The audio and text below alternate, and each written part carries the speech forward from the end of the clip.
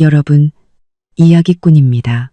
만약 남편이 부사장으로 승진해서 연봉 5억을 받게 된 바로 그날, 시어머니가 어디 근본도 없는 게 감히 내 아들 옆자리를 넘봐? 라며 당신을 내쫓는다면 어떡하시겠어요? 심지어 시동생이 당신의 짐을 전부 쓰레기장에 던져버린다면요? 오늘 들려드릴 이야기는 바로 그런 억울한 상황에서 아주 시원하게 복수하는 한 아내의 이야기입니다. 이 아내는 소란 피우는 대신 전화 한 통을 겁니다. 아빠, 그 사람 해고하고 투자금 2천억 전부 회수하세요. 과연 이 전화 한 통이 어떤 결과를 불러왔을까요? 이야기가 궁금하시다면 채널 고정 끝까지 함께 해주세요. 거실의 크리스탈 조명이 눈부셔 살짝 어지러울 정도였어요. 하지만 제 마음은 달콤했죠. 마치 꿀단지 하나가 통째로 녹아내린 것처럼요. 박민준, 제 결혼 3년 차 남편이 오늘 정식으로 그룹 부사장으로 임명되었거든요. 연봉은 무려 5억, 남편은 멋진 양복 차림으로 서서 의기양양한 표정을 감추지 못하고 있었습니다. 시어머니 최은숙 여사는 남편의 손을 잡고 입이 귀에 걸릴 듯 웃고 계셨죠. 입에서는 칭찬이 쉴 새 없이 흘러나왔습니다. 내 아들이 이렇게 출세할 줄 알았어. 우리 박씨 가문의 경사가 났네. 경사가 났어. 시동생 박민수는 옆에서 한껏 아부를 떨었죠. 형, 이제 나 형만 믿고 따라갈게. 나도 부장 자리 하나만 어떻게 안 될까. 그는 그렇게 말하며 곁눈질로 저를 힐끗 쳐다봤습니다.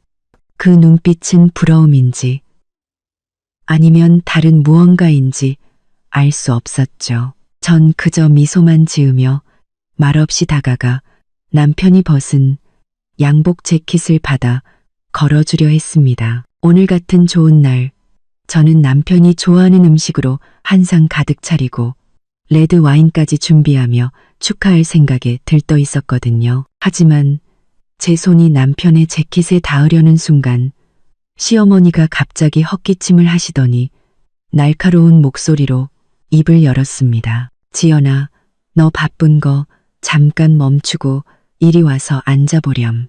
내가 할 말이 좀 있거든. 저는 잠시 멈칫했습니다.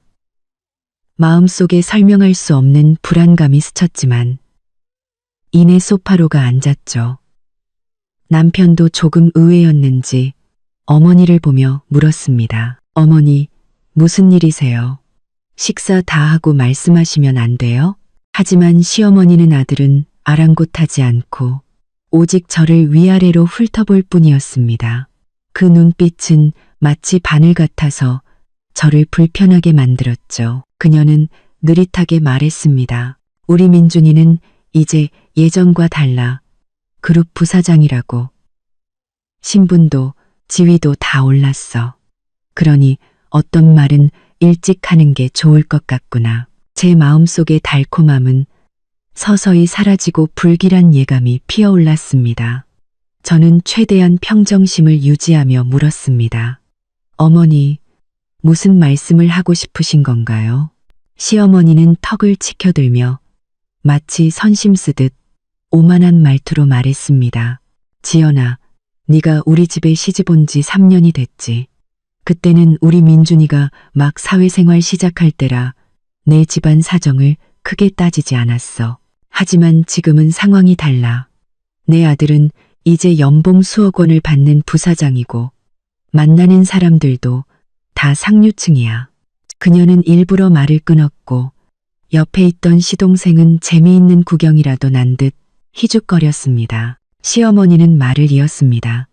어디 평범한 집안 출신의 부모님은 공장 노동자시고 변변한 학벌이나 직업도 없잖니. 솔직히 말해서 앞으로 민준이 옆에 서 있으면 우리의 얼굴에 먹칠하게 될까봐 걱정이구나. 저는 손가락을 살짝 움켜쥐었지만 얼굴에는 아무런 표정도 짓지 않았습니다. 남편인 박민준을 쳐다봤죠. 그가 한마디 해주길 바랐습니다. 하지만 그는 방금 승진해서 연봉 5억이 된 제 남편은 제 시선을 피하며 고개를 숙인 채 새로 산 값비싼 시계만 만지작거리고 있었습니다. 한마디도 하지 않았죠. 그 순간 제 마음은 얼음물에 빠진 듯 차가워졌습니다. 시어머니는 남편이 잠자코 있자 더욱 기세등등해져 목소리를 높였습니다. 그러니까 내 말은 네가 분수를 알아야 한다는 거야. 아직 젊을 때 서로 좋게 헤어지자. 우리 민준이 앞길 막지 말고 오늘 내 짐 싸서 나가거라. 저는 제 귀를 의심했습니다. 남편이 승진한 바로 그날 저를 내쫓겠다니요. 시동생 박민수는 마치 이 순간을 기다렸다는 듯 벌떡 일어났습니다. 그는 흥분한 얼굴로 제게 소리쳤죠. 들었지? 엄마가 나가래. 곱게 말할 때 알아서 꺼져. 우리 손으로 쫓아내기 전에. 말이 끝나기 무섭게 그는 저와 남편의 침실로 뛰어들어갔습니다. 제가 벌떡 일어나 소리쳤죠. 박민수, 지금 뭐 하는 짓이야? 그제야 정신을 차린 듯 남편이 우물쭈물 말했습니다. 민수야, 너무 심하게 굴지 마라. 하지만 시동생은 들은 척도 하지 않았습니다. 잠시 후 그는 제 커다란 여행 가방 2개를 끌고 나왔습니다. 제대로 닫히지도 않은 가방에서 제 옷과 화장품들이 바닥에 우수수 쏟아졌죠. 그는 제게 악을 쓰며 말했습니다. 내 그지 같은 살림살이들, 당장 들고 꺼져. 시어머니는 옆에서 냉정하게 지켜보며 거들었습니다. 그래, 꼴 보기 싫으니 싹 다 치워버려. 우리 민준이는 이제 집안 격이 맞는 명문가 아가씨랑 결혼해야지. 시동생은 지시를 받자 더욱 신이 나서 제 가방을 질질 끌고 현관 밖으로 향했습니다. 제가 현관까지 쫓아가 보니 그는 공동 현관문을 열고는 마치 쓰레기를 버리듯 제 여행 가방을 건물 앞 쓰레기 분리수거장 옆에 힘껏 내던졌습니다. 가방이 터지면서 제가 아끼던 얼마 안 되는 물건들이 흙바닥에 나뒹굴며 더러워졌습니다. 몇몇 이웃들이 고개를 내밀고 쳐다봤지만 시동생은 뭘 봐? 집안 청소하는 거 처음 보냐? 라며 고래고래 소리를 질러 쫓아버렸습니다. 저는 문 앞에 서서 그 아수라장을 집안의 냉담한 시어머니와 침묵하는 남편, 그리고 기고만장한 시동생을 바라보았습니다. 가슴이 답답하고 화가 머리끝까지 치밀어 올라 이성을 잃을 것만 같았습니다. 하지만 저는 심호흡을 한번 하고 끓어오르는 화를 억지로 억눌렀습니다. 이런 사람들에게 울고 소리쳐봐야 더 무시당하고 얕보일 뿐이니까요. 저는 문득 웃음이 나왔습니다. 그리고는 아주 평온하게 몸을 돌려 집안을 바라봤습니다. 제 웃음에 시어머니는 당황했고 남편도 마침내 고개를 들어 불안한 눈빛으로 저를 쳐다봤죠. 저는 더 이상 그들을 보지 않고 주머니에서 침착하게 휴대폰을 꺼냈습니다. 화면 잠금을 풀고 연락처 목록에서 거의 한 번도 먼저 걸어본 적 없는 번호를 눌렀습니다. 전화가 연결되자 저편에서 중후하고 위험 있는 남성의 목소리가 들려왔습니다. 여보세요. 저는 수화기에 대고 크지 않지만 갑자기 조용해진 거실에 똑똑히 울려 퍼지는 목소리로 말했습니다. 아빠, 저 지연이에요. 저는 잠시 말을 멈추고 순식간에 굳어버린 시어머니와 안색이 파랗게 질린 남편을 훑어보았습니다. 그리고 한 글자 한 글자 힘주어 말을 이었습니다. 네, 부탁 하나만 들어주세요. YJ그룹 부사장 박민준 씨, 해고하세요. 네, 당장요. 그리고 우리 시에 투자하기로 한 2천억 원 전액 회수해 주세요. 단 1원도 남기지 말고요. 저는 그 말을 끝으로 상대방의 대답도 듣지 않고 전화를 끊었습니다. 전화가 끊기고 뚜뚜 하는 소리는 마치 죽음처럼 고요한 거실에 울려 퍼지는 마지막 종소리 같았습니다. 시어머니 최은숙 여사는 입을 벌린 채 눈을 동그랗게 뜨고 저와 아들을 번갈아 쳐다봤습니다. 방금 몇십 초 사이에 무슨 일이 일어났는지 이해하지 못한 표정이었죠. 시동생 박민수는 아직도 현관에 서서 제 짐을 던질 때 그 거만한 자세를 유지한 채 얼굴이 더 이만 사라지고 망연자실함과 희미한 공포가 서려 있었습니다. 침묵을 깬 것은 남편 박민준이었습니다. 그는 제 앞으로 달려와 새하얗게 질린 얼굴로 입술을 떨며 소리쳤습니다. 그는 제 팔을 붙잡았는데 그 힘이 무서울 정도였죠. 김지연, 너 방금 누구한테 전화한 거야? 무슨 헛소리를 짓거려. 해고? 투자금 회수? 너 미쳤어? 그의 목소리는 날카롭고 가늘었으며 믿을 수 없다는 감정과 재앙이 닥치기 직전의 공포로 가득 차 있었습니다. 저는 그가 잡은 팔에서 격렬한 떨림을 느낄 수 있었습니다. 저는 그의 손을 가볍게 뿌리쳤습니다. 그의 손길이 역겹게 느껴졌거든요. 저는 그를 보지 않고 시어머니와 시동생을 차분한 눈빛으로 훑어본 뒤 다시 공포로 일그러진 남편의 얼굴에 시선을 고정했습니다. 내가 헛소리를 했는지 아닌지는 제 목소리는 낮았지만 얼음 조각처럼 바닥에 떨어졌습니다. 곧 알게 될 거야. 그제야 정신이 든 듯 시어머니가 날카롭게 소리쳤습니다. 누굴 겁죠? 네가 뭔데? 해고의 투자금 2천억 회수? 아직 잠이 덜 깼나 보네. 웬 농팬이랑 통화하면서 쇼를 하고 있어. 우리 민준이는 이제 부사장이야. 그룹의 실세라고. 회장님이 너 같은 근본 없는 집안 여자 말을 듣겠어? 그녀는 말할수록 자신이 더 이성적이라고 생각하는지 허리를 꼿꼿이 펴고 제 코를 가리키며 소리쳤습니다. 꺼져. 당장 내 집에서 꺼져. 여기서 귀신 씨나라 까먹는 소리 하지 말고. 시동생도 정신을 차리고 소리쳤습니다. 맞아. 꺼져. 안 꺼지면 경찰에 신고할 거야. 경찰이라니 실소가 터져 나올 뻔했습니다. 그래, 차라리 모든 사람이 이박 씨 집안의 민낯을 보게 하는 것도 나쁘지 않겠네요. 하지만 전 더 이상 이 막장 드라마에 어울려줄 생각이 없었습니다. 이곳의 공기는 저를 질식시킬 것 같았거든요. 저는 아무 말도 하지 않고 그들을 다시 쳐다보지도 않은 채 현관문 밖으로 걸어 나갔습니다. 제 발걸음은 아주 안정적이었고 한 걸음 한 걸음 바닥을 밟을 때마다 선명한 소리가 났습니다. 등 뒤에서는 시어머니의 끝없는 저주와 시동생의 허세 가득한 고함 소리가 들려왔습니다. 그리고 남편이 낮지만 떨리는 목소리로 의문을 제기하는 소리도요. 엄마, 제 방금 전화 상대방한테 아빠라고 했어.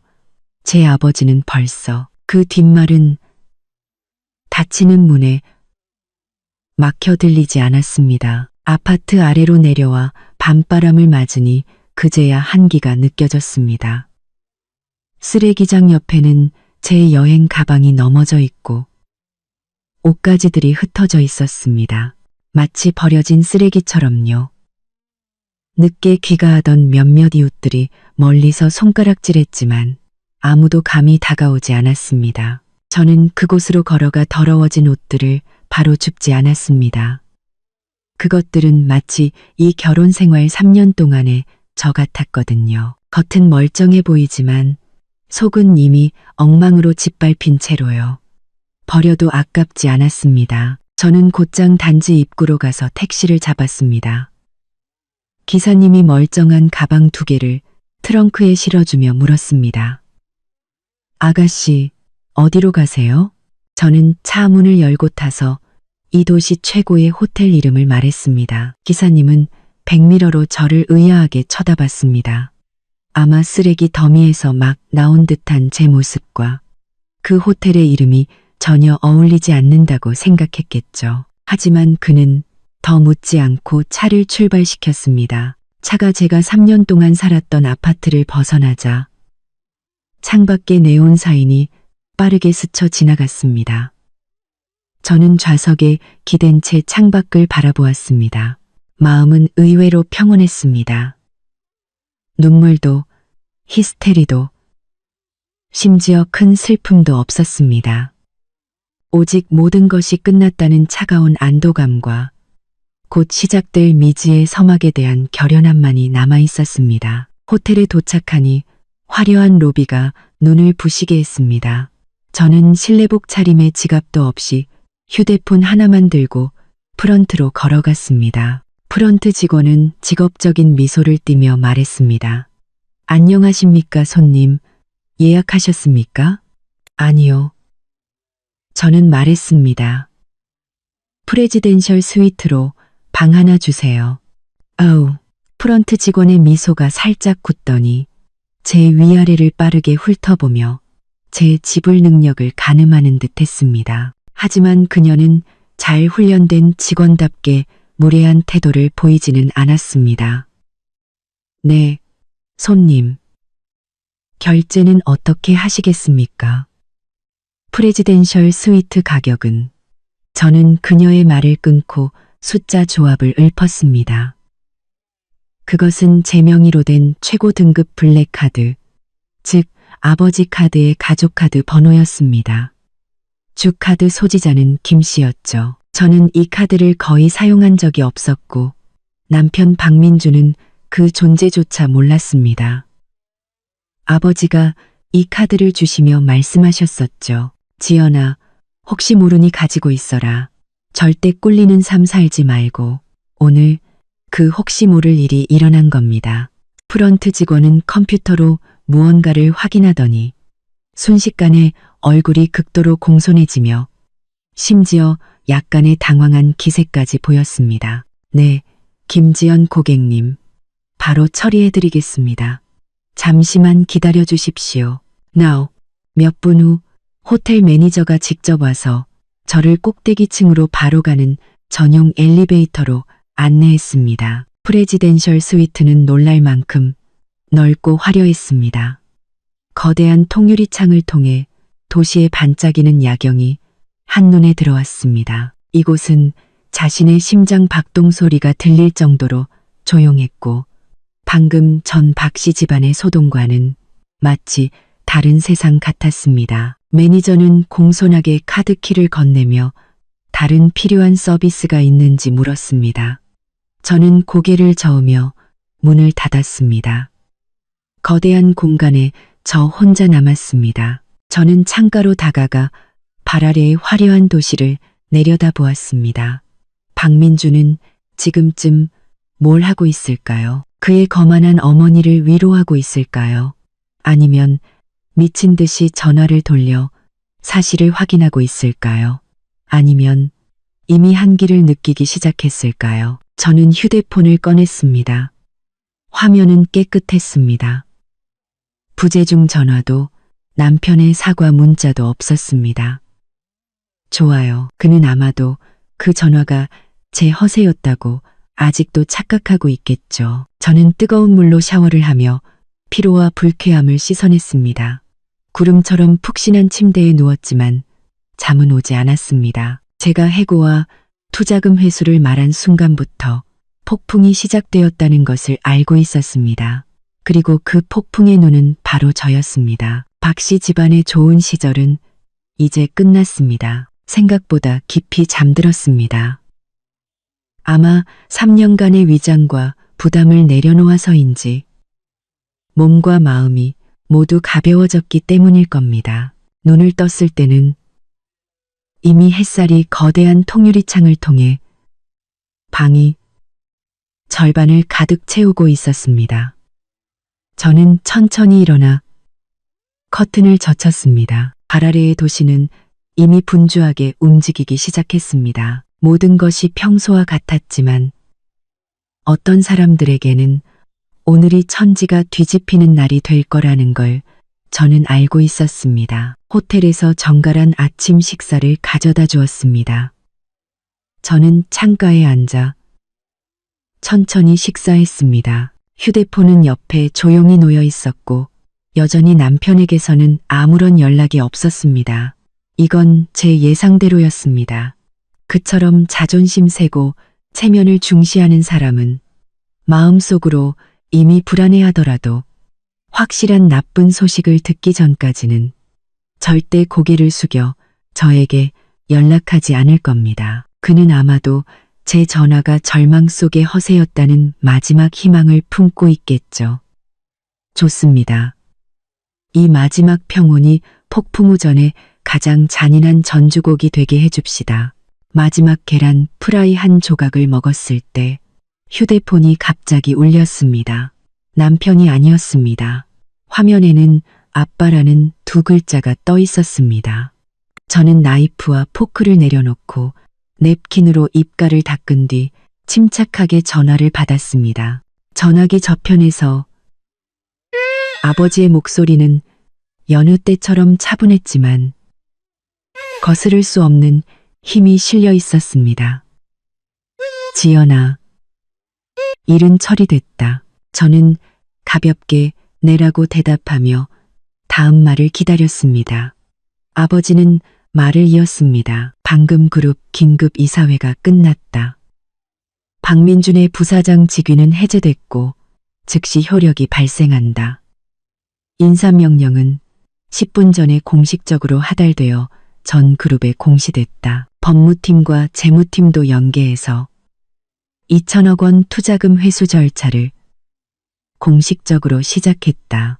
1차로 500억 원의 브릿지론 자금 동결은 이미 완료됐고 나머지 자금도 계약에 따라 사명업일 내에 전부 회수될 것이다. 그는 아주 평범한 업무 보고를 하듯 담담하게 말했지만 저는 그 몇 마디 말 뒤에 남편 박민준의 경력이 순식간에 무너지고 박 씨 집안의 작은 회사가 곧 닥칠 재앙에 직면했음을 알 수 있었습니다. 2천억 원의 투자금 회수는 그룹의 자금 지원에 의존하는 어떤 기업에게든 낙타를 쓰러뜨리는 마지막 지푸라기, 아니 거대한 산과도 같았을 겁니다. 감사합니다, 아빠.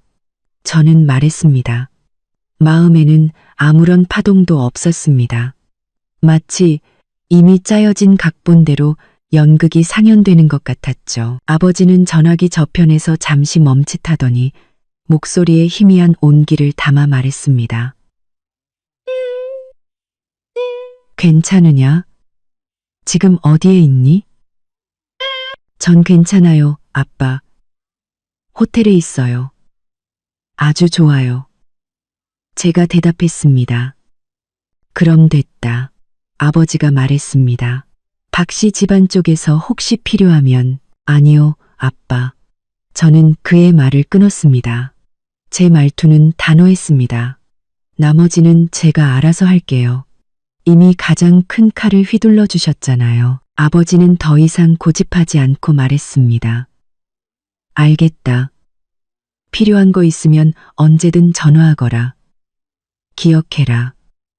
우리 JS 그룹 딸은 누구에게도 무시당하지 않는다. 전화를 끊고 저는 이미 식어버린 우유를 한 모금 마셨습니다.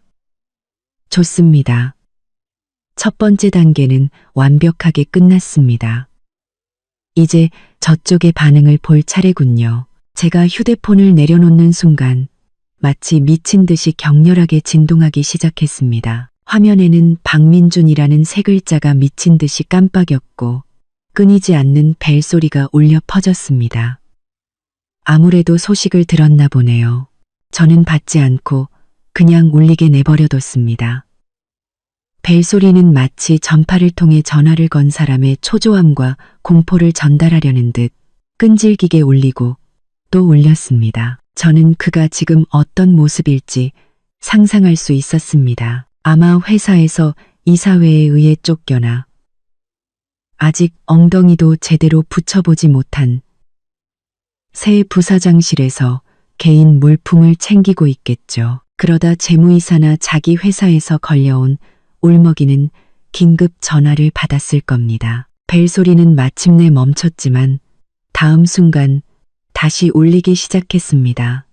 이번에는 화면에 시어머니라고 표시되었습니다. 저는 비웃으며 바로 무음으로 바꾸고 휴대폰을 책상 위에 뒤집어 놓았습니다. 세상이 조용해졌습니다. 저는 드레스룸으로 가서 호텔에서 준비해준 최신 의상들을 둘러보았습니다. 새로운 삶을 시작하려면 옷차림도 바꿔야죠. 저는 재단이 깔끔한 원피스를 골라 입고 옅은 화장을 했습니다. 거울 속의 여성은 눈빛이 맑고 태도가 차분했습니다. 어제 박씨 집안에서 소심하게 굴며 모욕을 당하던 김지영과는 완전히 다른 사람이었습니다. 이게 바로 진짜나 결혼 생활에 3년간 억눌려나 자신조차 잊어버릴 뻔했던 본래의 모습이었습니다. 휴대폰은 책상 위에서 계속 소리 없이 진동했고 화면은 켜졌다 꺼지기를 반복했습니다. 저는 그것이 단순히 박민준과 최은숙 여사의 절망적인 부르짖음이 아니라 그들이 의지하던 세계가 제 가벼운 투자금 2천억 회수라는 말 한마디에 빠르게 무너져 내리는 카운트다운이라는 것을 알았습니다. 옷을 갈아입고 화장을 마친 후 저는 거울 속의 새로운 자신을 보며 숨쉬기조차 편안해지는 것을 느꼈습니다. 잠시 조용해졌다가 다시 진동하기 시작한 휴대폰을 집어들고 쳐다보지도 않은 채 핸드백에 넣었습니다. 지금은 그들의 울부짖음에 신경 쓸 시간이 없었습니다. 프레지덴셜 스위트를 나와 엘리베이터를 타고 로비로 내려가자마자 호텔 매니저가 2명의 직원과 함께 공손하게 다가왔습니다. 그는 적절한 미소를 지으며 말했죠. 김지연 고객님, 좋은 아침입니다. 외출하십니까? 차량을 준비해 드릴까요? 저는 고개를 끄덕였습니다. 네, 차 한 대 불러주세요. 네, 잠시만 기다려 주십시오. 차가 곧 도착할 겁니다. 매니저는 직원에게 지시하면서도 제 곁에서 한 걸음 떨어져 따라왔습니다. 그의 태도는 어제 제가 여행 가방을 끌고 들어왔을 때 스쳐 지나갔던 평가하는 듯한 눈빛과는 완전히 달랐습니다. 아무래도 그 블랙카드의 위력 혹은 그 배우가 상징하는 신분이 그에게 모든 것을 알려준 듯 했습니다. 이로써 금두리에서 저는 그런 것들을 신경 쓰지 않고 로비 휴식 공간에 부드러운 소파에 앉아 패션 잡지를 뒤적였습니다. 매니저는 직접 문 밖으로 나가 차량 상황을 살폈죠. 바로 그때 제 시야 한쪽 구석에 익숙하면서도 초라한 형체가 비틀거리며 호텔로 뛰어 들어오는 것이 보였습니다. 회전문을 통해 들어온 것은 박민준이었습니다. 그는 머리가 헝클어지고 눈가는 퀭했으며 어제의 그 말끔하던 양복은 구겨져 있고 넥타이는 비뚤어져 있었습니다. 얼굴에는 핏기 하나 없이 공포와 충격만이 가득했습니다. 그는 마치 길 잃은 파리처럼 로비 안을 두리번거렸고 눈빛은 불안했으며 부사장의 위험은 온데간데 없었습니다. 그는 휴식 공간에 앉아있는 저를 발견하고는 눈을 크게 떴습니다.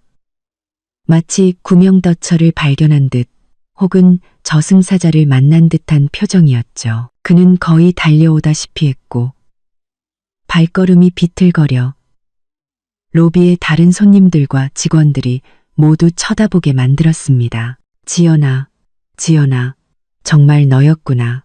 그는 제 앞에 와서 목이 쉰 소리로 울먹이며 제 팔을 잡으려 했습니다. 저는 몸을 살짝 뒤로 빼 그의 손길을 피하고 잡지를 내려놓으며 차분하게 그를 바라봤습니다. 박민준 씨, 무슨 일이시죠? 저의 서먹한 호칭과 차가운 태도에 그는 순간 굳었습니다. 그는 거친 숨을 몰아쉬며 가슴을 크게 들썩였습니다.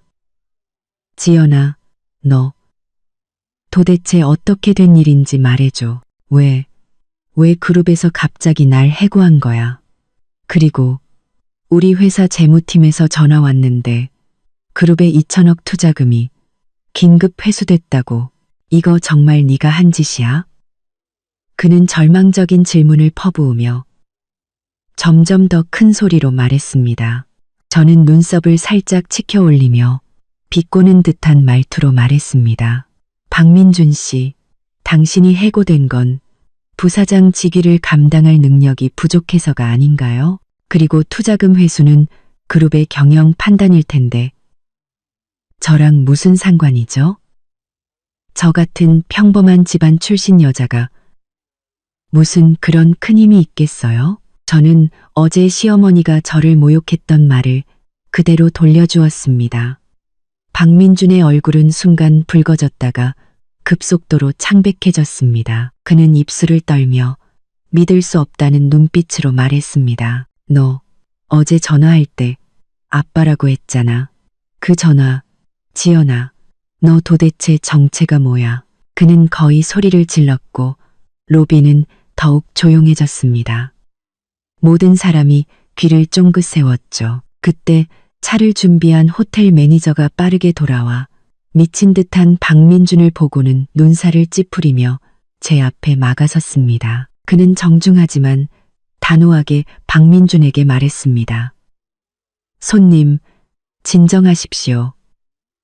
저희 귀한 손님을 방해하지 말아주십시오. 귀한 손님? 박민준은 마치 천하의 웃기는 소리를 들은 듯 저를 가리키며 매니저에게 소리쳤습니다. 얘는 내 아내라고. 그냥 평범한 박민준 씨. 저는 그의 말을 끊었습니다. 제 목소리는 낮았지만 그의 뒷말을 목구멍에 걸리게 할 만큼 차가웠습니다. 저는 자리에서 일어나 치마를 정리하며 매니저에게 말했습니다. 차가 준비됐나요? 가시죠. 준비됐습니다. 김지연 고객님, 이쪽으로 모시겠습니다. 매니저가 공손하게 안내했습니다. 제가 발걸음을 떼자 박민준은 완전히 당황했습니다. 그는 매니저를 비집고 다시 제 앞을 막아섰습니다. 이번에는 질문이 아니라 비굴한 애원이었습니다. 지연아, 여보, 내가 잘못했어. 정말 잘못했어. 어제는 엄마가 잘못했고 민수가 나쁜 놈이었어. 날 용서해줘. 나랑 같이 집에 가자. 제발 네 아버지께 말씀 좀 드려줘. 투자금 회수는 안 돼. 그 2천억 없으면 우리 집은 망해. 나도 끝장이야. 우리 3년 부부였던 정을 생각해서 나 좀 살려줘.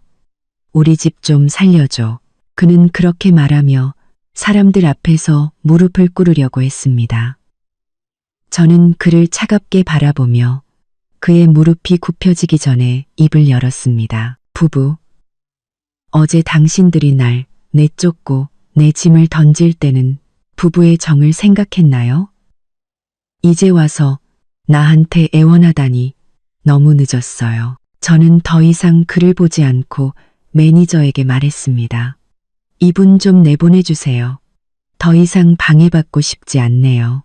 네, 김지연 고객님. 매니저는 즉시 2명의 보안 요원에게 신호를 보냈고 그들은 달려들려는 박민준을 정중하지만 단호하게 붙잡았습니다. 김지연, 너 이렇게까지 잔인할 수는 없어.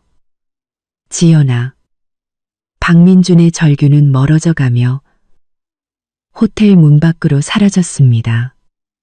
저는 무표정하게 호텔에서 준비한 고급 세단에 올라탔습니다. 차가 천천히 출발했고 창밖으로 보안 요원에게 밀쳐져 호텔 앞 계단에 망연자실하게 주저앉아 머리를 감싸 쥔 마치 버려진 유기견 같은 박민준의 모습이 보였습니다. 제 마음에는 아무런 동요도 없었습니다.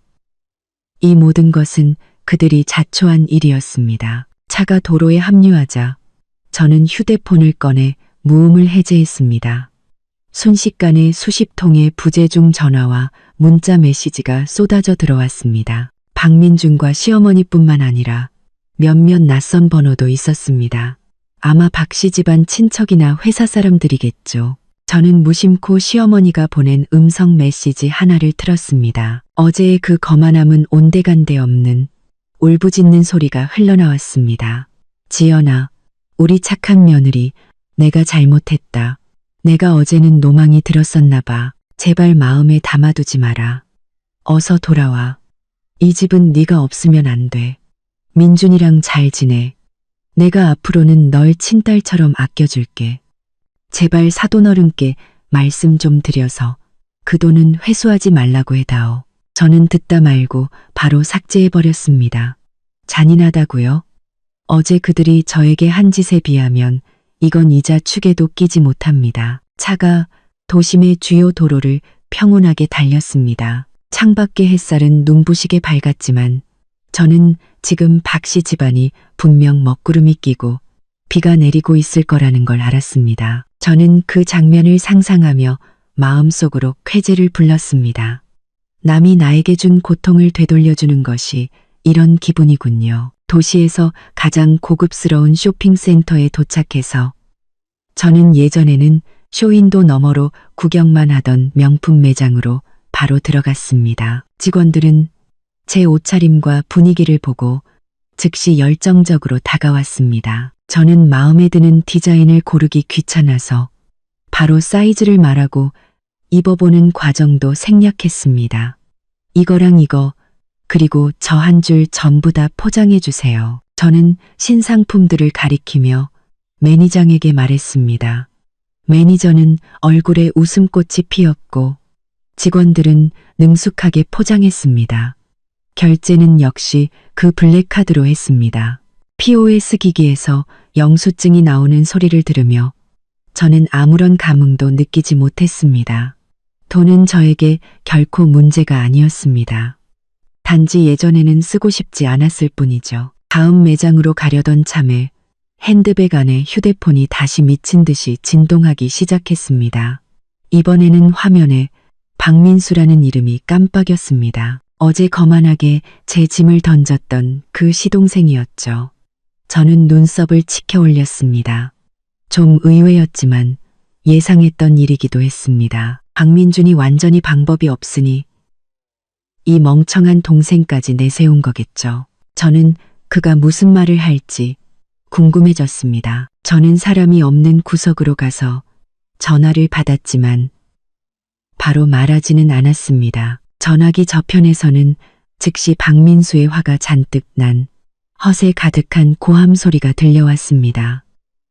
배경음은 시끄러웠고 여자의 울음소리도 섞여 있는 듯했습니다. 여보세요. 김지연, 너 씨 어디 처박혀 있어? 우리 형한테 무슨 짓을 한 거야? 너 우리 집안 다 죽이려고 작정했어. 저는 차갑게 말했습니다. 박민수 씨, 어머니가 남한테 말할 때 예의 차리라고 안 가르치셨나 봐요. 그리고 내가 뭘 했는지 형한테 못 들었어요. 개소리 집어치워. 박민수가 욕설을 퍼부었습니다. 분명 네가 꾸민 짓이야. 형은 잘렸고 회사도 망했어. 돈 받으러 온 놈들이 지금 우리 집 문 앞까지 막고 있다고.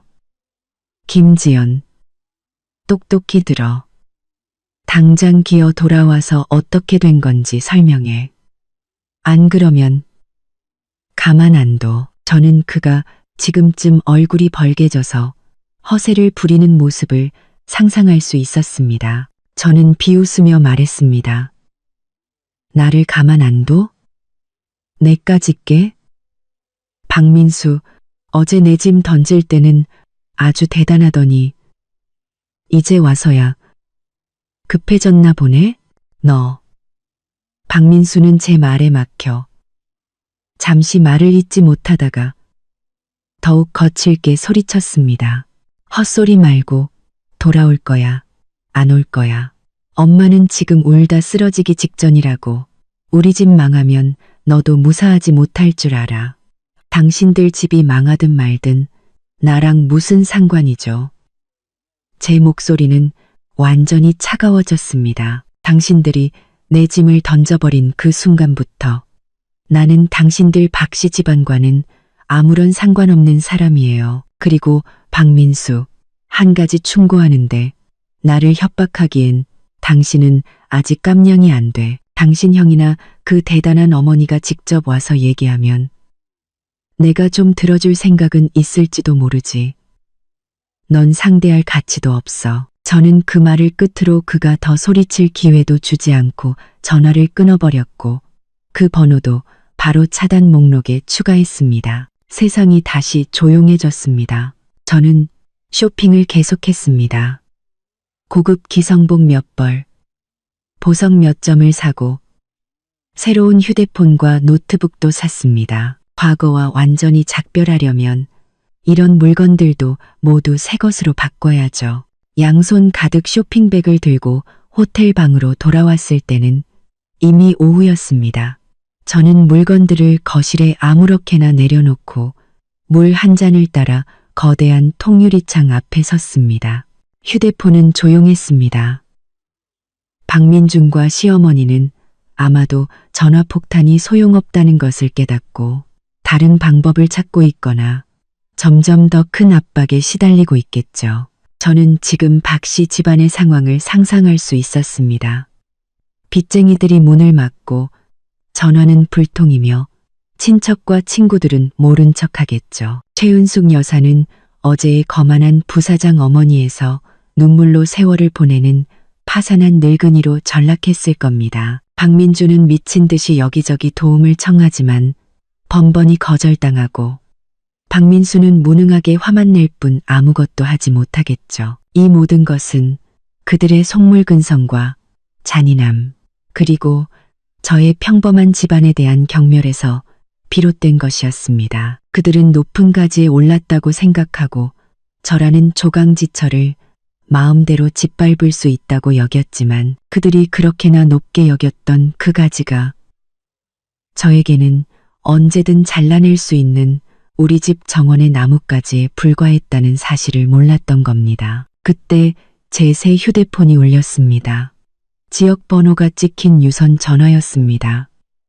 저는 잠시 망설이다가 전화를 받았습니다. 전화기 저편에서는 약간 늙고 지친 하지만 억지로 친절함을 짜내는 듯한 목소리가 들려왔습니다. 여보세요? 지연이 맞니? 시어머니 최은숙 여사였습니다. 그녀의 목소리는 코맹맹이 소리가 심했고 오랫동안 운 것이 분명했습니다. 말투는 전례 없이 심지어 비굴할 정도로 아첨하는 듯 했습니다. 네, 저예요. 제가 담담하게 대답했습니다. 지연아. 시어머니의 목소리는 울먹였습니다. 내가 잘못했다. 정말로 잘못했어. 어제는 내가 귀신에 씌었나 봐. 망할 말을 하고 망할 짓을 했어. 제발 마음에 담아두지 마라. 모든 게 다 내 잘못이야. 우리 민준이는 아무 잘못 없어. 걔는 널 사랑해. 그녀는 감정에 호소하며 모든 책임을 자신에게 돌렸습니다. 저는 아무런 감흥도 없이 듣고 있었습니다. 제가 말이 없자 그녀는 계속해서 애원했습니다. 지연아, 착한 아가야, 돌아오렴. 응, 이 집이 깨지면 안 되잖니. 민준이는 직장이 없으면 안 되고 회사도 그 돈이 없으면 안 돼. 내가 빌게. 제발 내 아버지께 말씀 좀 드려서 이번 한 번만 우리를 용서해 달라고 해줘. 앞으로는 내가 널 조상님 모시듯 할게. 네가 동쪽으로 가라면 난 절대 서쪽으로 안 갈 거야. 조상님 모시듯 한다고요? 저는 웃음이 터져 나올 뻔했습니다. 어제는 저를 쓰레기처럼 쓸어버리려 하더니 오늘은 조상님으로 모시겠다니 이 변덕은 정말 감탄할 만했습니다. 최 여사님, 저는 그녀의 눈물겨운 연기를 끊고 가장 서먹한 호칭을 사용했습니다. 첫째, 저는 당신 집안의 조상이 아니니 그럴 필요 없습니다. 둘째, 그룹의 결정은 저 같은 아랫사람이 간섭할 수 있는 일이 아닙니다. 박민준 씨의 직장과 당신들 회사 문제는 당신들 스스로 해결할 일이지 저와는 무관합니다. 그럼 이만. 안 돼. 지연아, 끊지 마. 내 말 좀 들어봐. 시어머니가 저편에서 다급하게 외쳤지만 저는 더 이상 기회를 주지 않고 바로 통화를 종료했습니다. 휴대폰을 내려놓고 창밖을 보니 서서히 지는 해가 하늘을 화려한 주황색으로 물들이고 있었습니다. 아름다웠지만 무언가 막을 내리는 듯한 분위기였습니다. 석양의 마지막 빛이 호화로운 스위트룸을 따뜻한 금빛으로 물들였지만 제 마음속의 차가운 결심을 녹이지는 못했습니다. 지금 와서 용서를 빈다고요?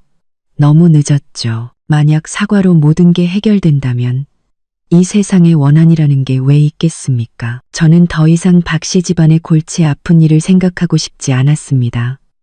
룸서비스로 저녁 식사를 주문했죠. 새로 시작하기로 했으니 밥도 잘 먹고 잘 살아야죠. 저녁 식사가 막 도착했을 때 초인종이 다시 울렸습니다. 저는 무음으로 해둔 휴대폰으로 계속 연락이 안 되니 전략을 바꿔 직접 찾아왔나 싶었습니다. 저는 눈살을 찌푸리며 문으로 다가가 뷰파인더로 밖을 내다봤습니다. 문 밖에는 역시 시어머니 최은숙 여사가 서 있었습니다. 혼자였죠. 단 하루 만에 그녀는 마치 10년은 늙어 보였습니다. 머리는 헝클어지고 눈은 호두처럼 부어 있었으며 평소 아끼던 실크 블라우스는 구겨져 있었습니다. 어제의 그 거만한 귀부인의 모습은 온데간데 없었습니다. 그녀는 문 앞에서 불안하게 서서 두 손을 쥐어짰고 눈에는 공포와 애원이 가득했습니다. 저는 문을 열었지만 들어오게 하지는 않고 문을 막아선 채 차갑게 그녀를 쳐다봤습니다. 무슨 일이시죠?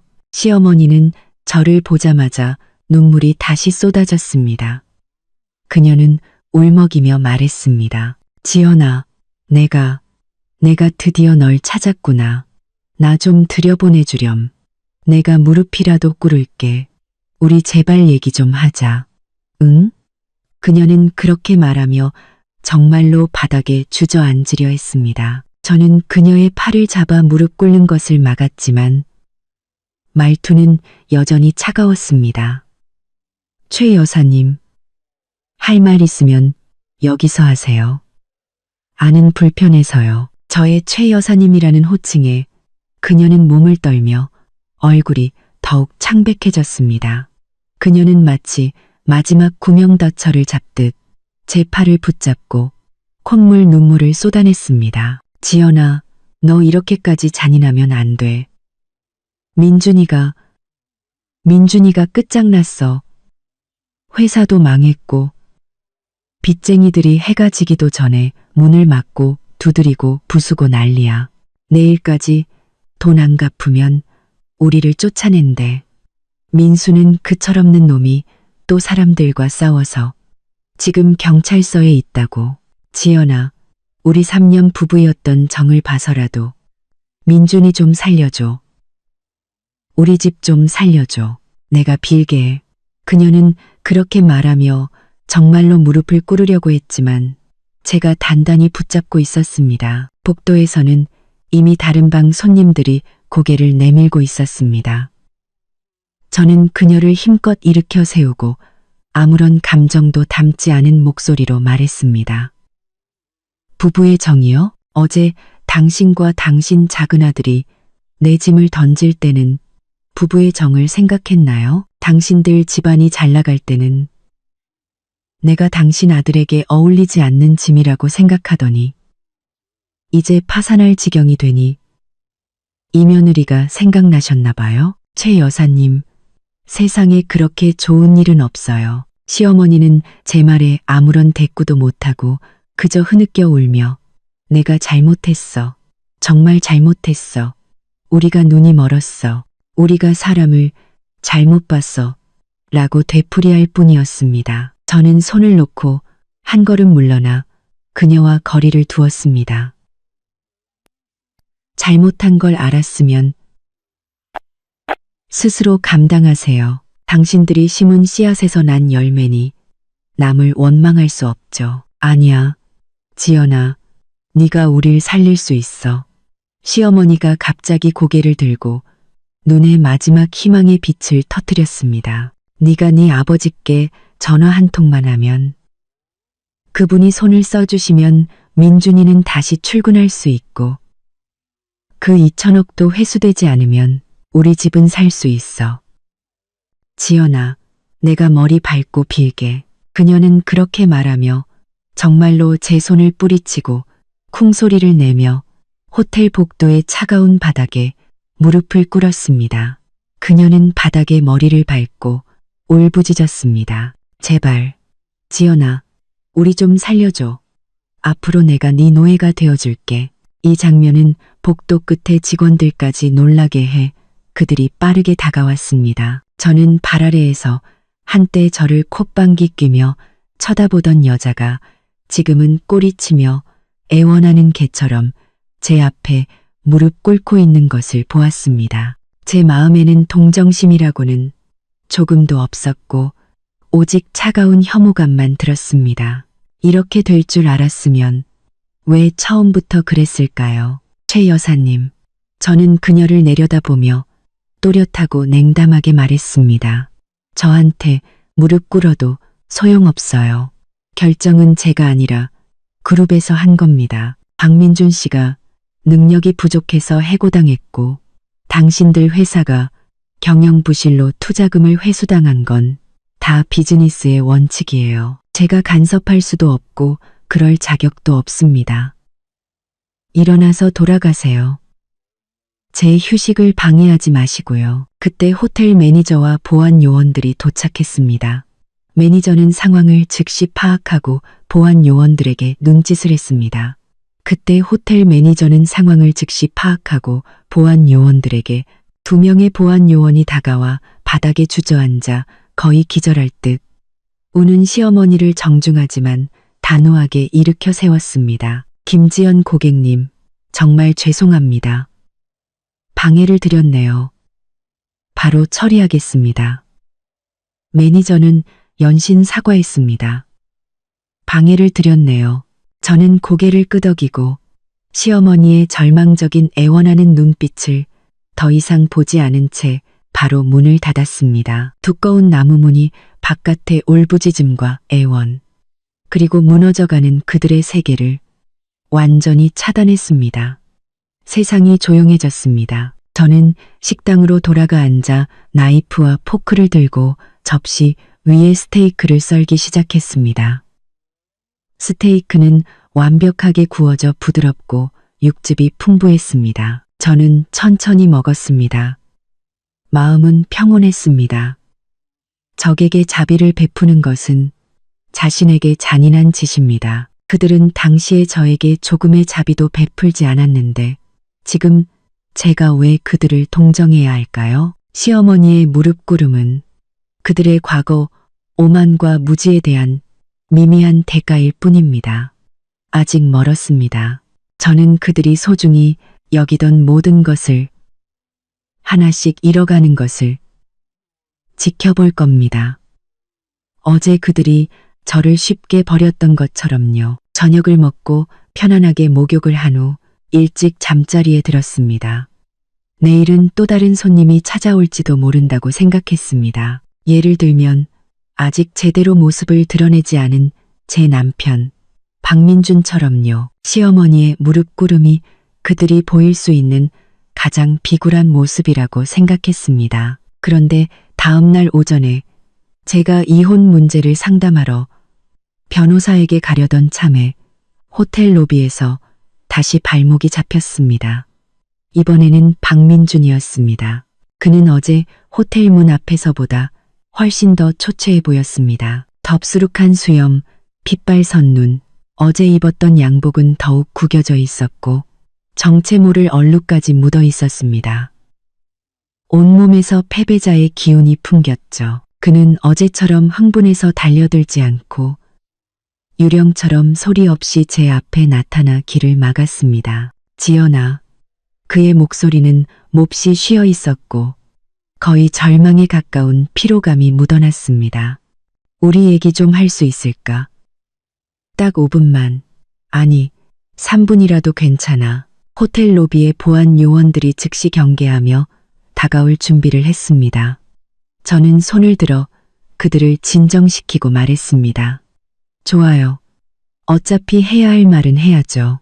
저는 그가 지금 상황에서 무슨 말을 할 수 있을지 궁금했습니다. 저쪽 카페로 가죠.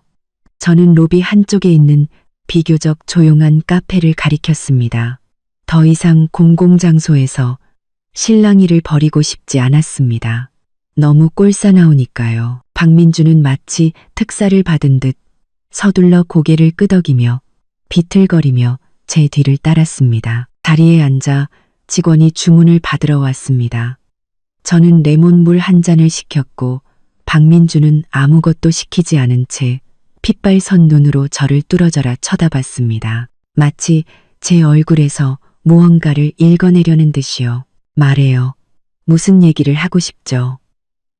저는 의자에 등을 기대고 평온하게 말했습니다. 박민주는 두 손을 테이블 위에 올려놓고 신경질적으로 깍지를 꼈습니다. 그는 몇 번이나 심호흡을 한 후에야 어렵게 입을 열었습니다. 지연아, 어제 엄마가 너 찾아왔었지? 엄마가 돌아와서는 쓰러지셨어. 지연아, 엄마가 어제 심한 말을 하고 잘못했지만 그래도 어른이시잖아. 어머니 편을 들러온 거라면 그만두는 게 좋을 거예요. 저는 그의 말을 끊었습니다. 그런 쓸데없는 소리를 들을 인내심이 없었거든요. 어른인 것과 교양 없는 것은 별개의 문제죠. 더군다나 지금 저는 그분과 당신들 박씨 집안과 아무런 관계도 없어요. 당인대순 당신들 박씨 집안과 아무런 관계도 없어요. 당신들 박씨 집안과 박민준의 얼굴이 더욱 창백해졌습니다. 그는 몸을 앞으로 기울이며 다급하게 말했습니다. 지연아, 그러지 마. 우린 부부였잖아. 3년, 꼬박 3년 동안. 나한테 정말 아무런 감정도 없어. 그래, 어제 나는 쓰레기였어. 널 지켜주지 못했어. 내가 비겁했고 죽일 놈이야. 그는 그렇게 말하며 갑자기 자기 뺨을 세게 때렸습니다. 짝 하는 소리가 맑게 울려 퍼져 주변 테이블 손님들이 모두 쳐다봤습니다. 저는 무표정하게 그의 자해쇼를 지켜봤습니다. 이제 와서 하기에는 너무 늦었죠. 제가 동요하지 않자 박민준의 눈에는 진짜 공포와 불안이 스쳤습니다. 그는 목소리를 낮춰 거의 애원하듯 말했습니다. 지연아, 내가 잘못했어. 정말 잘못했어. 말해줘. 어떻게 해야 내 화가 풀리겠어? 네가 날 용서하고 내 아버지께 말씀드려서 그룹이 결정을 철회하게만 해준다면 뭐든지 할게. 너한테 무릎 꿇고 사과할까? 아니면 엄마가 너한테 무릎 꿇게 할까? 제발 나랑 우리 집안의 살길 좀 열어줘. 그는 제 얼굴에서 조금의 동요라도 찾아내려는 듯 저를 뚫어져라 쳐다봤습니다. 하지만 그는 실망했습니다. 저는 레몬물을 한 모금 마시고 그를 보며 한 글자 한 글자 또렷하게 말했습니다. 박민준, 당신은 아직도 상황 파악이 안 되나 보네. 이건 용서하고 말고의 문제가 아니야. 당신이 해고된 건 그 자리에 어울리지 않아서야. 당신 능력으로는 부사장 자리를 감당할 수 없었다고. 그룹은 이 기회에 부적격한 임원을 정리했을 뿐이야. 투자금 회수, 그건 당신들 박씨 집안 회사의 끔찍한 경영 상태와 막대한 위험을 평가한 정상적인 비즈니스 활동이야. 내가 화가 났든 안 났든 아무런 상관이 없다고. 나한테 빌어봐야 무슨 소용이 있겠어? 저의 이 냉정한 말은 그의 마지막 환상을 완전히 깨부수는 차가운 칼날 같았습니다. 그는 눈을 크게 뜨고 숨을 헐떡였습니다. 거짓말, 김지연. 귀신 씨나락 까먹는 소리 하네. 어떻게 그렇게 우연의 일치가 있을 수 있어. 내가 승진한 바로 다음 날 모든 게 끝장났는데 이건 너야. 내 그 전화 한 통. 내 그 아버지 때문이라고. 너 도대체 정체가 뭐야? 누구냐고. 그는 마침내 핵심적인 질문을 던졌습니다. 그의 목소리는 흥분과 공포로 뒤틀려 있었습니다. 저는 컵을 내려놓고 몸을 살짝 앞으로 기울여 그의 공포에 질린 눈을 마주 보았습니다. 제 입가에는 차가운 미소가 걸려 있었죠. 내가 누구냐고? 박민준, 당신이랑 당신 어머니, 그리고 그 잘난 동생까지 나를 줄곧 근본 없는 집안 출신이라고 하지 않았나? 이제 와서 아닌 것 같아? 저는 그의 새하얗게 질린 얼굴을 보며 천천히 말을 이었습니다. 내 아버지는 좀 조용하신 분이라 자식들이 아버지 이름을 팔고 다니는 걸 좋아하지 않으셔. 그래서 말 안 했던 것뿐이야. 하지만 JS 인터내셔널 그룹이라는 이름은 당신도 들어봤겠지? 당신들 박씨 집안의 그 작은 회사가 지난 몇 년간 JS 그룹 손가락 사이로 새어나온 투자금으로 겨우 체면 치레를 하고 있었으니까. 안 그래? JS 인터내셔널. 박민주는 마치 벼락을 맞은 듯 의자에 굳어버렸습니다. 그의 동공은 급격히 수축했고 입술을 떨며 그 몇 글자를 반복했지만 온전한 문장을 만들지 못했습니다. 그의 얼굴에서 핏기가 완전히 사라지고 죽은 재와 같은 절망만이 남았습니다. JS 인터내셔널 그룹. 그곳은 진정한 재벌 그룹으로 자산이 전 세계에 퍼져 있으며 이 도시뿐만 아니라 전국에서도 손꼽히는 최고급 대기업이었습니다. 그가 방금 쫓겨난 지역그룹과는 비교조차 할 수 없었죠. 그리고 그의 집안, 투자를 받아야만 연명할 수 있는 그 작은 회사는 JS 그룹 앞에서는 개미 한 마리에도 미치지 못했습니다. 그는 마침내 깨달았습니다.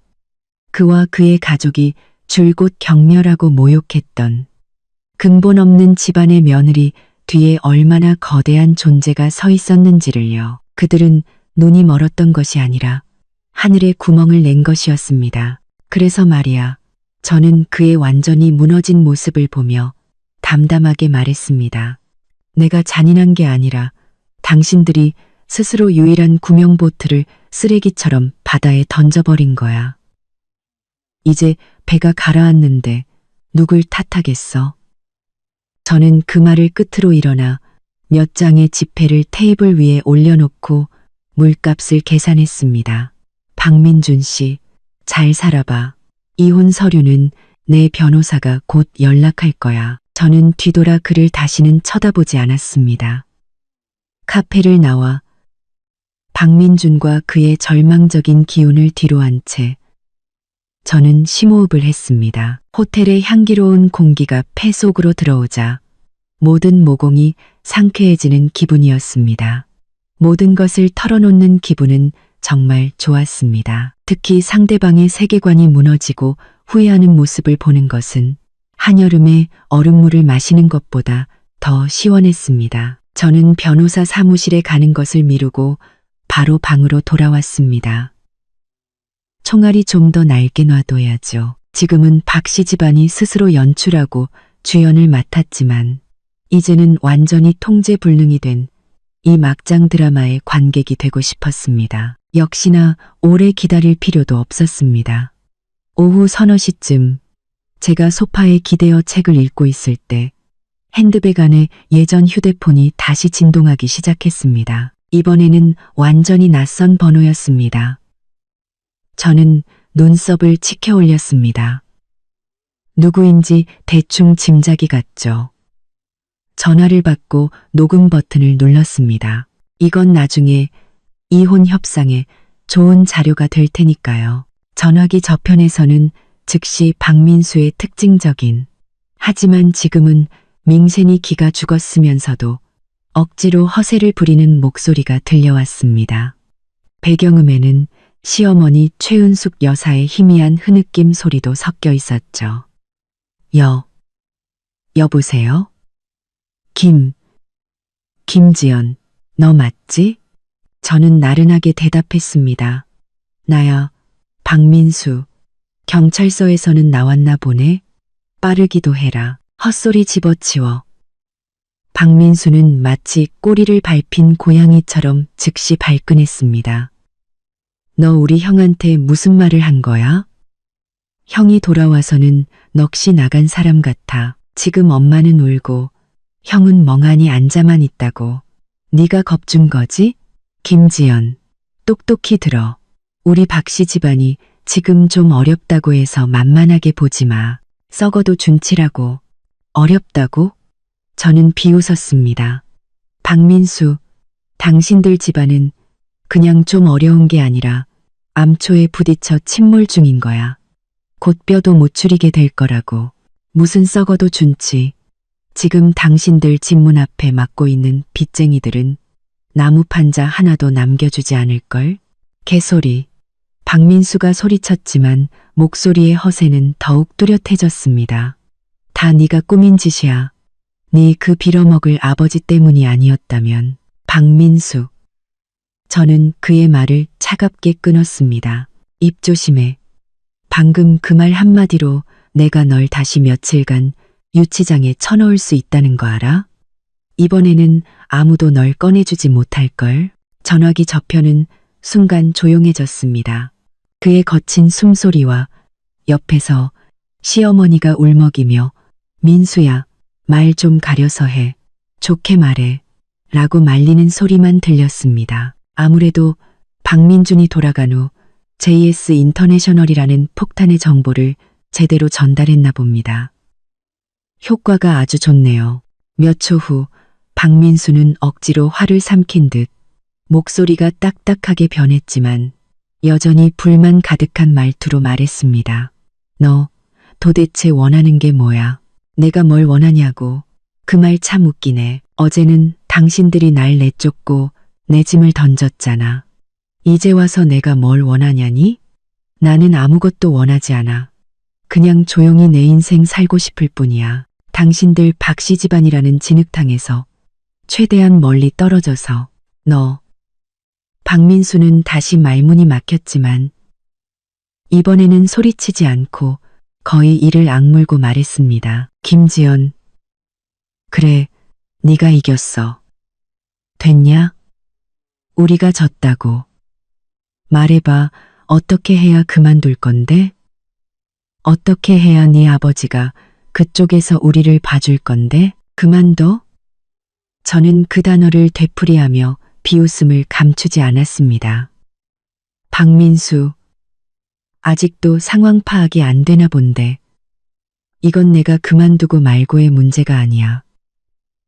성민수, 게임의 규칙이 원래 그런 거라고. 당신들 박씨 집안이 스스로 망친 거니 패배를 인정해야지. 용서를 구한다고? 내가 누군데. 게임의 규칙이 원래 나를 쓰레기처럼 내쫓은 집안을 위해 왜 내 아버지께 용서를 빌어야 하지. 저는 잠시 말을 멈추고 그에게 마지막 일격을 가했습니다. 더군다나 당신들이 그럴 자격이나 돼. 전화기 저편은 죽음과 같은 정적이 흘렀습니다. 저는 분노와 굴욕으로 일그러진 박민수의 얼굴과 옆에서 절망적으로 우는 시어머니의 모습을 상상할 수 있었습니다. 김지연, 박민수의 목소리는 마침내 완전히 무너져 내렸습니다. 막다른 길에 몰린 듯한 쉰 목소리였죠.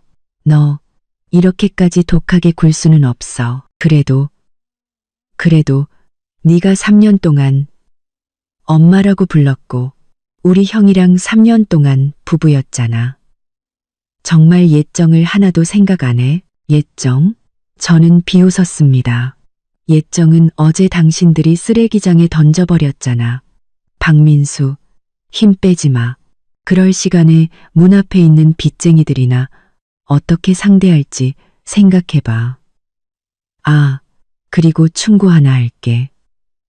남의 짐을 던지는 건 아주 통쾌하지. 하지만 다음에는 손대기 전에 네가 던지는 게 뭔지 제대로 파악하는 게 좋을 거야. 나중에 후회해도 소용없으니까. 저는 그 말을 끝으로 더 이상 대꾸할 기회도 주지 않고 전화를 끊고 이 세 번호도 차단했습니다. 세상이 다시 조용해졌습니다. 저는 휴대폰을 내려놓고 창가로 갔습니다. 도시의 불빛이 켜지기 시작했고 야경은 화려했습니다. 박민수의 전화는 박씨 집안 내부가 완전히 혼란에 빠졌다는 것을 의미했습니다. 시어머니는 울고 박민주는 넋이 나갔으며 박민수는 무능하게 화만 낼 뿐 아무것도 하지 못했습니다. 그들은 뜨거운 냄비 위의 개미처럼 절망적으로 출구를 찾고 있었지만 냄비 뚜껑은 이미 제가 닫았고 불은 계속해서 새지고 있었습니다. 박민수의 허세 가득한 전화를 끊고 나니 모든 것을 털어놓은 쾌감은 차분한 관조로 바뀌었습니다. 전화 속의 고함과 애원은 전체 요리에 불과했고 진짜 클라이맥스는 허황된 번영으로 가득 찼다가 이제는 무너져 내릴 그들의 집에서 벌어지고 있을 겁니다. 아쉽게도 직접 볼 수는 없었지만 그 아수라장을 상상하는 것만으로도 충분했습니다. 저녁 무렵 제가 식사를 주문하려는데 지역번호가 찍힌 유선 전화가 걸려왔습니다. 박씨 집안이 살던 동네의 주민센터나 관리사무소 번호 같았습니다. 저는 잠시 망설이다 전화를 받았습니다. 전화기 저편에서는 중년 남성의 목소리가 들려왔습니다. 안녕하십니까? 혹시 김지연 씨 되십니까? 누구시죠? 김지연 씨, 안녕하십니까? 저는 드림팰리스 아파트 관리소장 장 씨입니다. 다름이 아니라 박민준 씨 댁 문제로 연락드렸습니다. 오늘 오후부터 그 집 앞에 많은 분들이 모여서 소란을 피우고 있어서요. 저희가 몇 번이나 중재를 시도했지만 소용이 없어서 혹시 상황을 아시는지 아니면 가족분들께 연락해서 원만히 해결해달라고 부탁드릴 수 있을까요? 장 소장의 말은 완곡했지만 의미는 분명했습니다. 빚쟁이들이 문을 막고 소란을 피워 이웃들이 불안해하고 관리사무소는 압박을 견디지 못하고 있었습니다. 저는 속으로 비웃었습니다. 투자금 회수 소식이 완전히 퍼져 피냄새를 맡은 독수리들이 모두 몰려들었군요. 생각보다 효율적이네요. 장 소장님, 저는 차분하게 대답했습니다. 저는 박민준 씨와 이혼 절차를 밟고 있고 현재 별거 중입니다. 그 집안일에 대해서는 전혀 모르고 관여할 권리도 없습니다. 규정대로 처리하세요. 경찰에 신고하시든 중재하시든요. 만약 제게 또 이런 전화가 온다면 저는 관련 책임을 물을 수밖에 없습니다. 저의 명확하고 서먹한 태도에 장 소장은 당황한 듯 아, 네, 죄송합니다. 김지연 씨, 알겠습니다. 라고 말하고는 전화를 끊었습니다. 전화를 끊고 나니 박씨 집안의 문전성시가 눈에 선했습니다. 한때 부사장이 된 박민준에게 아부하며 한몫 챙기려던 사람들이 이제는 가장 흉악한 빚쟁이로 변했겠죠. 그날 밤 시어머니로부터 장문의 애원 문자가 왔습니다. 집이 아수라장이 되었으니 제발 도와달라는 내용이었습니다. 저는 읽지도 않고 삭제하고 번호를 차단했습니다. 용서를 빌기엔 너무 늦었습니다. 지금 제가 더 궁금한 것은 내일 해가 떴을 때 빚쟁이들이 박씨 집안이 단돈 1원도 내놓지 못한다는 사실을 알게 되면 어떻게 할까 하는 것이었습니다. 정말로 그들을 집에서 쫓아낼까요? 그 집도 대출로 산 것 같던데 대출금이 끊기면 은행은 가만히 있지 않겠죠. 그날 환영금융센터 앞에서 박민준의 초라한 모습을 본 것은 마치 호수에 던져진 작은 돌멩이처럼 제 마음에 잠시 파문을 일으켰다가 이내 평온을 되찾았습니다. 그는 저에게 완전히 상관없는 낯선 사람이 되었고 그의 비참함은 자업자득이며 그의 고통은 그가 치러야 할 대가일 뿐이었습니다. 이혼 판결은 순조롭게 나왔고 저는 지연 캐피탈이라는 이름으로 환영금융센터 꼭대기층에 사무실을 열었습니다. 아버지가 지원해 주신 500억 원의 창업 자금으로 저는 유망한 스타트업에 투자하며 바쁘고 충실한 나날을 보냈습니다. 박씨 집안의 모든 것은 이미 지난날의 낡은 달력이 되었습니다. 그러던 어느 날 오후 시내의 한 고급 회원제 클럽에서 중요한 사업 미팅이 있었습니다. 제가 차에서 내려 클럽으로 들어가려는데 길 건너편에서 익숙하면서도 눈에 거슬리는 형체가 허리를 굽히고 거대한 폐지 수레를 힘들게 밀고 가는 것이 보였습니다. 박민준이었습니다. 그는 지난번보다 훨씬 더 초라해 보였습니다. 낡고 더러운 옷, 덥수룩한 머리와 수염, 온몸에서 피로와 고단함이 묻어났습니다. 그는 이를 악물고 수레를 밀었고 삐걱거리는 소리가 귀에 거슬렸습니다. 그의 직업은 전단지 배포에서 폐지수거로 바뀐 듯했습니다. 한심하기 짝이 없었죠. 그가 힘겹게 수레를 인도 위로 올리고 숨을 고르려 고개를 들었을 때 그의 시선은 마침내 고급차에서 내려 화려한 모습으로 최고급 클럽으로 들어가려던 저와 마주쳤습니다. 공기는 순간 얼어붙었고 박민주는 완전히 굳어버렸습니다. 그의 얼굴에는 충격, 굴욕, 절망, 그리고 자신도 모를 후회가 뒤섞여 있었습니다. 저는 그를 평온하게 바라보았습니다. 비웃음도 동정심도 없었습니다. 마치 낯선 행인을 보는 것처럼요. 우리 사이에는 넓지 않은 도로가 있었지만 마치 건널 수 없는 은하수가 가로놓인 듯했습니다. 몇 초 후 저는 먼저 시선을 돌렸습니다. 더 이상 이 사람에게 감정을 낭비할 필요가 없었죠. 저는 옆에서 기다리던 직원에게 가볍게 고개를 끄덕이고 클럽 계단을 올랐습니다.